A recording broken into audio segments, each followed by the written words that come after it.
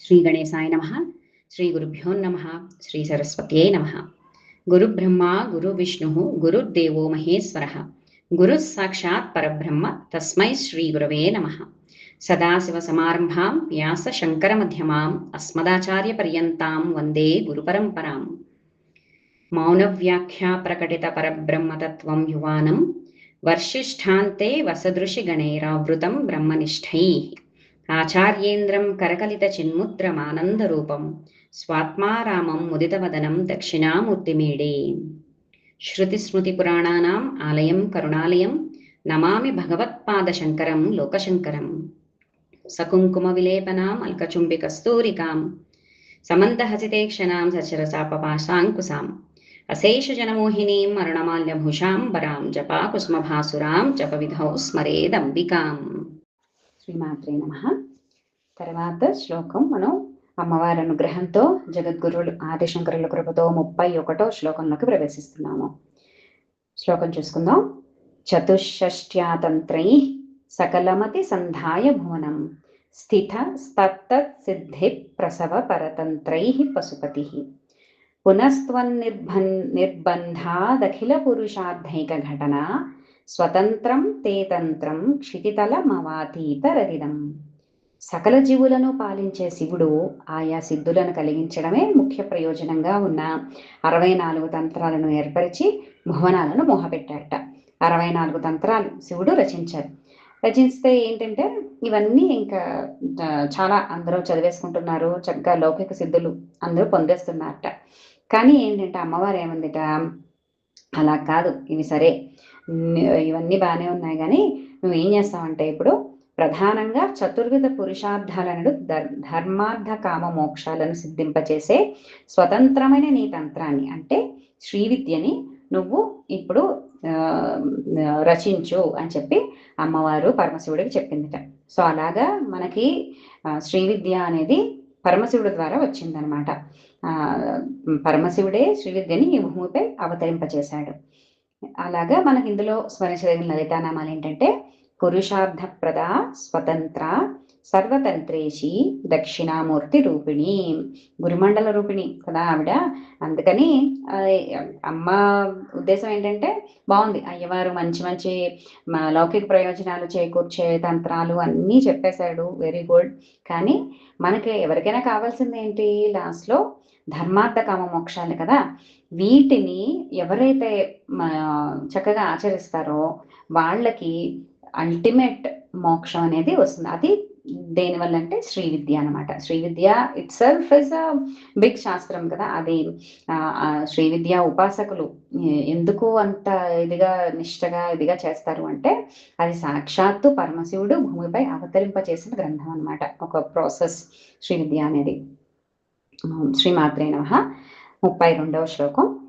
శివశక్తి కామ క్షితిరథ రవి శీతకిరణ స్మరో హంసశక్రస్తదనుచ పరామారహరయ అమీహృల్లేఖాభిస్తిస్రుభి రవసానేషు ఘటితాః భజంతే వర్ణాస్తే తవ జనని నామావయవతాం. ఇక్కడ పంచదశి మంత్రం బీజాక్షరాలు అవన్నీ ఉంటాయన్నమాట.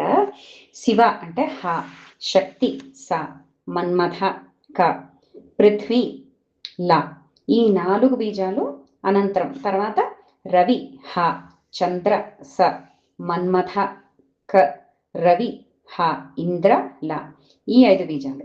తర్వాత పరా అంటే స, మార క, పృథ్వీ ల, ఈ 3 బీజాలు. ఈ పై 3 ఖండంలో ఒక్కొక్క దాని చివర ఒక్కొక్క హృల్లేఖ. హృల్లేఖ అంటే హ్రీం అనమాట.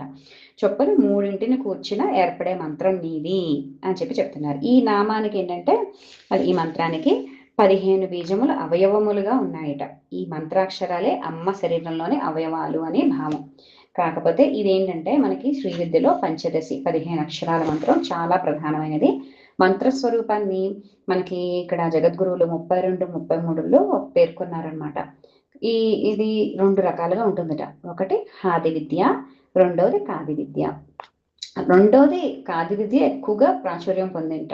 32వ శ్లోకంలో మనకి ఏంటంటే ఇందులో హాది విద్యను చెప్తారు. 33 నెక్స్ట్ వచ్చే శ్లోకంలో కాది విద్యను చెప్తారనమాట. అయితే ఈ మంత్రాన్ని కేవలం గురుముఖత మాత్రమే గ్రహించాలి. మనకు కావాల్సినట్టుగా మనం చదివేసుకోకూడదు అనమాట. బీజాక్షరాలు ఎప్పుడూ కూడా గురుముఖంగా, గురూపదేశంగా గురువు నిర్ణయిస్తారు అసలు మనం ఈ బీజాక్షరాలు జపం చేసుకునే అర్హత మనకి ఉందా లేదా అని.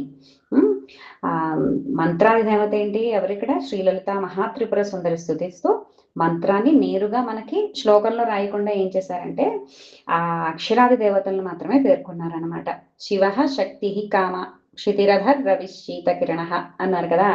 ఇందులో ఏంటంటే ఆదిశంకరులు ఎంత నిష్ట ఆయన సంప్రదాయానికి, ధర్మానికి ఎంత వాల్యూ ఇస్తారనేది మనకి ఇక్కడ గోచరిస్తుంది అనమాట. ఇక్కడ మామూలుగా మనం చెప్పేసుకున్నాం ఇవన్నీ. ఇక్కడ కేవలం ఒక సూచనలాగా తీసుకోండి అంతే తప్ప ఇది పంచదశి ఉపదేశంగా మాత్రం తీసుకుని ఇది చేసుకోకూడదు. మామూలుగా స్తోత్రంలో శంకరులు ఎంతవరకు చెప్పారో అంతవరకు మనం కూడా చెప్పుకుందాం, అంతవరకు ఒక స్తోత్రంలాగా చదువుకుందాం. తర్వాత శ్లోకం కూడా దీనికి సంబంధించినదే అనమాట. ఏంటంటే స్మరమ్యోనిం లక్ష్మీం త్రితయమిదమాదౌ తవ మనోహ నిధాయైకే నిత్యే నిరవధి మహాభోగ రసికాః భజంతి త్వాం చింతామణి గుణ నిబద్ధాక్షవలయాః శివాగ్నౌ జుహ్వంతః సురభికృత ధారాహృతిశతైః.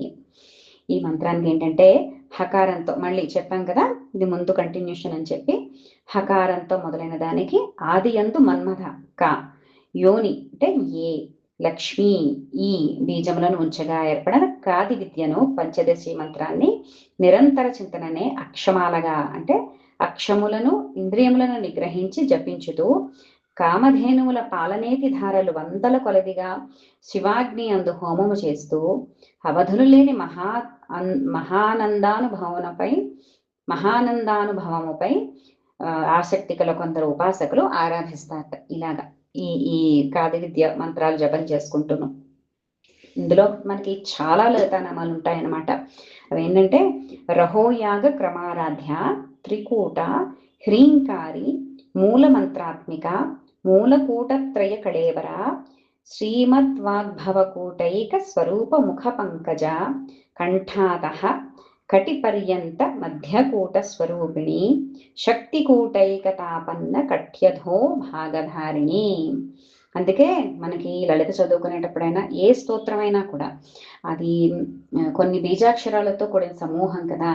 ఆ ఒత్తులు, హల్లులు, దీర్ఘాలు, హ్రస్వాలు ఇవన్నీ చూసుకుంటూ దృష్టిలో పెట్టుకుంటూ ఒక గురువు అధీనంలో మనం చదువుకుంటే, గురుముఖంగా ముందు నేర్చుకుని చదువుకుంటే దాని ఫలితం వేరేగా ఉంటుందన్నమాట.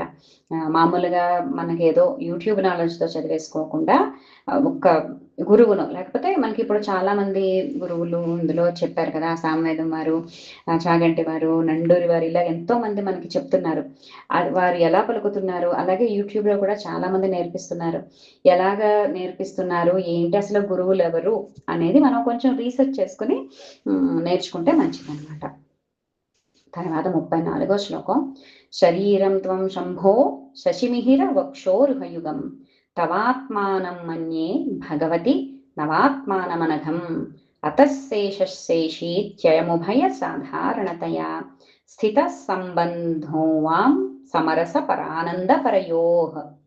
అంటే ఏంటంటే ఓ భగవతి, శంభునకి నీవు చంద్రసూర్యులే చనుగవగా ఉన్న శరీరానివి. అంటే విశ్వమే జగన్మాతృమూర్తి అన్నమాట. అది శివుని శరీరం. నవవ్యూహాలతో కూడిన దోషరహితుడైన శివుడు నీ శరీరం. ఈ విధంగా శేష శేషి, ఆయన శేష అయితే ఈవిడ శేషి భావాలు సామరస్య ప్రధానంద స్వరూపులైన మీ ఉభయులకు సమానమే. నవవ్యూహాలంటే ఏంటిట?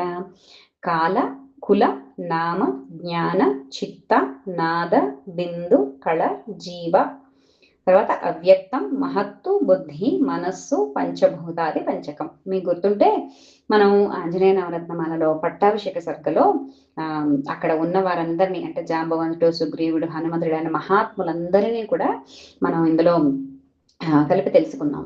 శేష అంటే అప్రధానము, ఉపాధి, శరీరం ఆశ్రయించినది.